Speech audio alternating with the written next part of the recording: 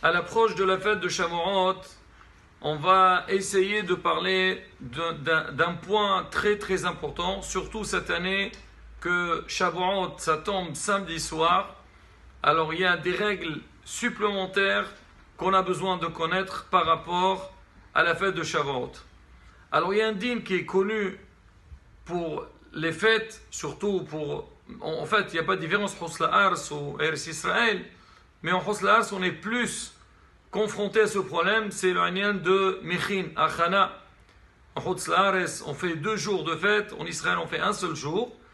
Alors souvent, on a tendance à... Pas tendance, des fois, on a une certaine obligation de préparer du premier jour pour le deuxième jour, et surtout que en Europe, surtout, la nuit tombe tard, et donc c'est pas du tout évident de préparer donc le repas du soir à la tombée de la nuit.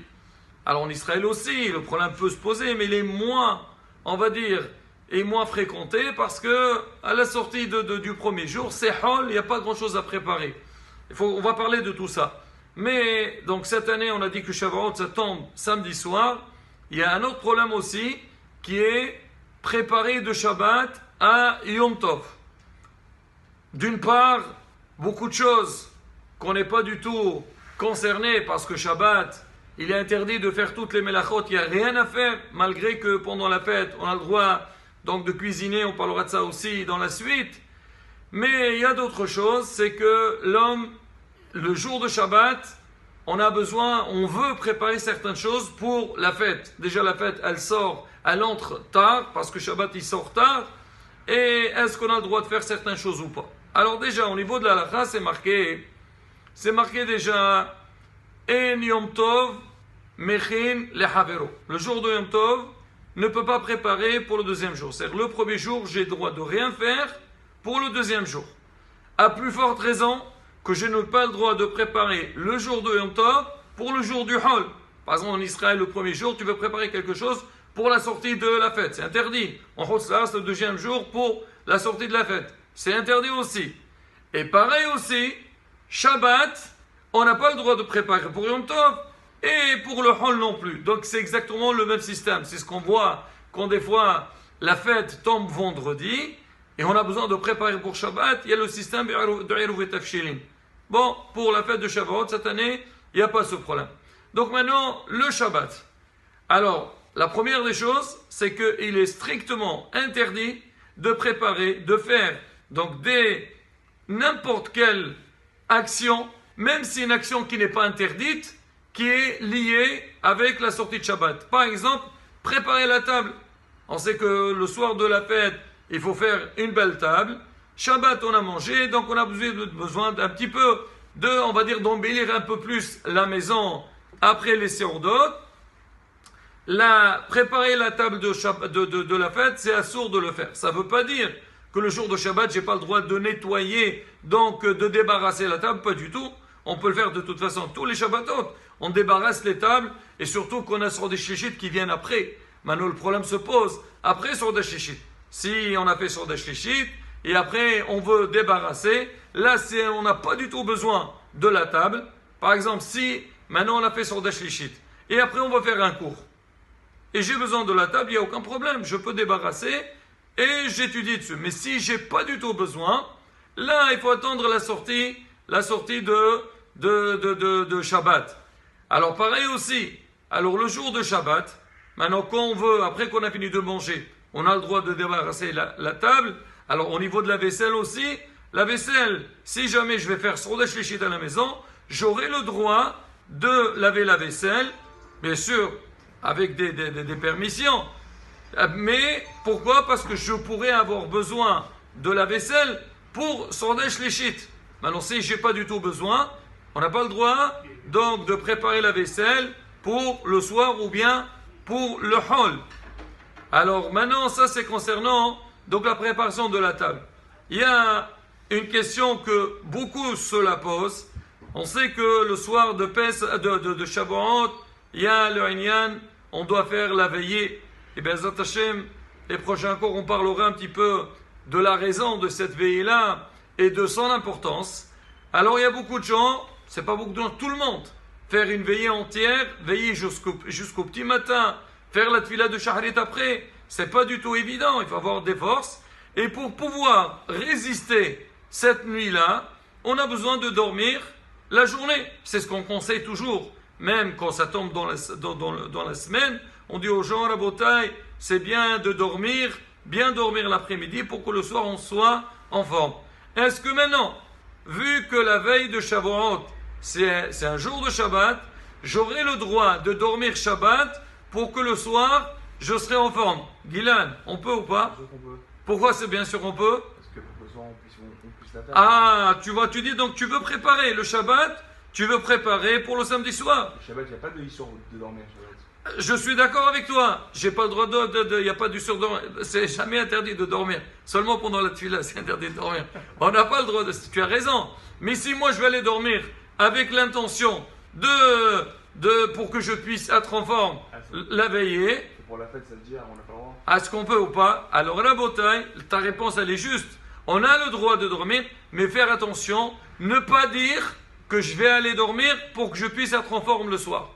Va dormir, même si d'habitude tu dors 1 heure de temps, et cette fois-ci tu vas dormir 2-3 heures, ça ne pose aucun problème. Tu ne vas pas dire, ah oui, on a vu que tu as dormi plus que d'habitude, donc ça montre que tu as dormi pour que tu puisses faire la veille. Pas du tout. Le fait de dormir ne donne aucune impression que je suis en train de me préparer pour la veillée. Donc ça ne pose pas de problème, mais faire attention de ne pas le dire. Parce que quand tu dis, donc toi-même tu es en train de montrer que tu le fais pour la sortie de la fête. C'est pareil aussi, Rabotai. Ça c'est une chose qu'on peut rencontrer souvent tout le long de l'année, le Shabbat. Des fois, ça arrive souvent, on a des enfants, ou bien même des adultes, ou des avrechim. Alors, ils ont des passages de Torah, de Gemara ou de Halakha, ils ont besoin de préparer, parce que dans la semaine, ils ont des contrôles. Ils veulent, ou des rabbanim qui veulent préparer, par exemple, ils veulent préparer son shiur, ou par exemple, ils veulent préparer un Krata Torah. Donc, c'est des choses qu'on va les faire, mais qu'on ne va pas du tout avoir besoin le Shabbat. Est-ce que c'est permis de le faire ça Shabbat ou pas? Là aussi, pareil, Rabotai, c'est permis, mais faire très attention. La première des choses, ne pas dire je vais étudier tel et tel passage pour préparer mon contrôle ou pour préparer mon shiur que je veux donner dimanche soir. Mais étudier, à partir du moment où l'homme il va étudier, il va profiter de cette étude. Alors c'est vrai que derrière ça, j'aurai un intérêt, mais il ne faut pas le préciser. Moi je fais ça parce que l'Imouda Torah, c'est quelque chose qui est permis. Et donc c'est pour ça, pareil, au niveau des préparations pour la fête, si quelqu'un il veut pour la veille, il peut, et au contraire, on conseille les gens de bien dormir et ne pas perdre leur temps à dire n'importe quoi, surtout à la bataille. Encore une fois, hier je parlais avec un rave. Il y a des gens, ils ont posé une question, ils posent la question le jour de Yom Tov, est-ce qu'on peut faire telle chose, aller à la piscine, ceci, cela.